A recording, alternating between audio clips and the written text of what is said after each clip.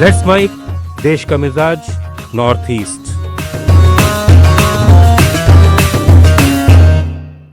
Let's mic देश का मिजाज और खबरें उत्तर पूर्व भारत से। असम सरकार ने मशहूर गायक जुबीन गर्ग की चिता की राख संगठनों और लोगों तक पहुंचाने के लिए ऑनलाइन आवेदन प्रणाली शुरू करने की घोषणा की है। शिक्षा और सांस्कृतिक मंत्री रनोज पेगू ने गुवाहाटी में बताया कि गुवाहाटी के पास कमरकुची, जहां जुबीन का अंतिम संस्कार हुआ, वहां एक स्थायी स्मारक बनाया जाएगा।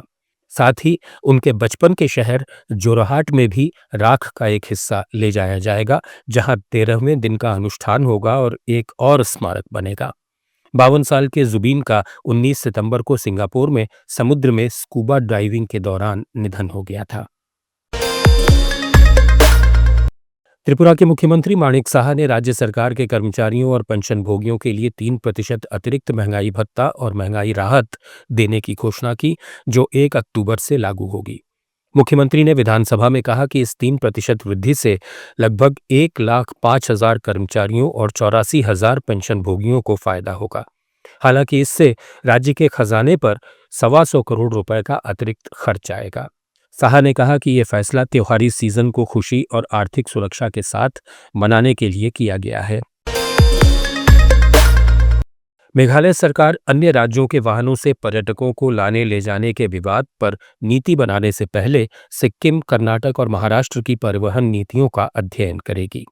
उप मुख्यमंत्री शियाव भालंग धर ने शिलोंग में ऑल खासी मेघालय टूरिस्ट टैक्सी एसोसिएशन के साथ बैठक में कहा कि परिवहन विभाग को पड़ोसी राज्यों से चर्चा का निर्देश दिया गया है। एसोसिएशन ने असम के वाहनों पर प्रतिबंध की मांग की थी, जिसे सरकार के आश्वासन पर फिलहाल स्थगित रखा गया है।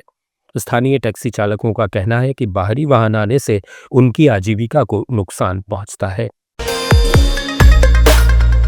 मणिपुर की अनुभवी राजनयिक ग्लोरिया गैंगटे को भारत का नॉर्वे में नया राजदूत नियुक्त किया गया है। 2000 बैच की भारतीय विदेश सेवा अधिकारी गैंगटे अभी माल्टा में भारत की उच्चायुक्त हैं। वे चुराचांदपुर जिले की रहने वाली हैं। मिजोरम के मुख्यमंत्री लालदू होमा ने राष्ट्रीय राजमार्ग और बुनियादी ढांचा विकास निगम के अधिकारियों के साथ आइजोल में समीक्षा बैठक की।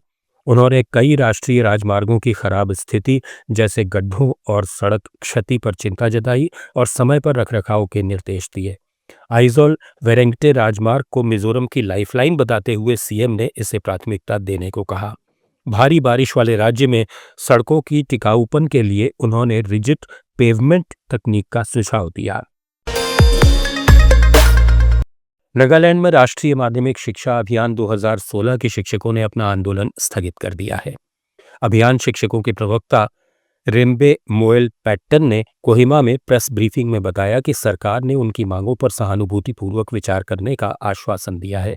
इनकी मांगों में 2016 के अभियान शिक्षकों को मुख्य धारा में शामिल करना और वेतन बैंड में सुधार शामिल है। वेतन वृद्धि की मांग स्वीकार की गई है, लेकिन ये अस्थायी है जब तक समीक्षा याचिका का निपटारा नहीं होता। यदि आश्वासन पूरे नहीं हुए तो फिर आंदोलन किया जाएगा। नागालैंड में राज्य सेवा कर्मचारी संघ ने भारत के राज्य सरकार कर्मचारियों के महासंघ के निर्देश पर कोहिमा में शांतिपूर्ण धरना दिया। राज्य संघ के अध्यक्ष जुबेमो संगलाओ लोथा ने सभा में कहा कि मुख्य सचिव को 5 मांगों का पत्र सौंपा गया है। इनमें पुरानी पेंशन योजना बहाल करना, 8वां वेतन आयोग लागू करना और स्वास्थ्य बीमा योजना शामिल है। उन्होंने आईएएस में भर्ती के लिए नागालैंड लोक सेवा आयोग के जरिए आए उम्मीदवारों को शामिल करने की मांग भी उठाई। लोथा ने कहा कि सरकार यदि इन मांगों को गंभीरता से नहीं लेती तो आंदोलन जारी रहेगा। सिक्किम के मुख्यमंत्री प्रेम सिंह तमांग ने गंगटोक में एक सार्वजनिक कार्यक्रम में कहा कि उनकी सरकार राष्ट्रीय सुरक्षा को खतरे में डालने वाली किसी भी गतिविधि को बर्दाश्त नहीं करेगी। उन्होंने विपक्ष के नेपाली शैली आंदोलन की कॉल की निंदा की और हिंसा या अशांति फैलाने वालों के खिलाफ कड़ी कानूनी कार्रवाई की चेतावनी दी। तमांग ने राज्य के सामरिक महत्व पर जोर देते हुए एकता और शांति बनाए रखने की अपील की। उन्होंने कहा कि सिक्किम के लोग हिंसा और डर को हमेशा खारिज करते आए हैं और भविष्य में भी ऐसा ही करेंगे। जुड़े रहिए लेट्स माइक के साथ।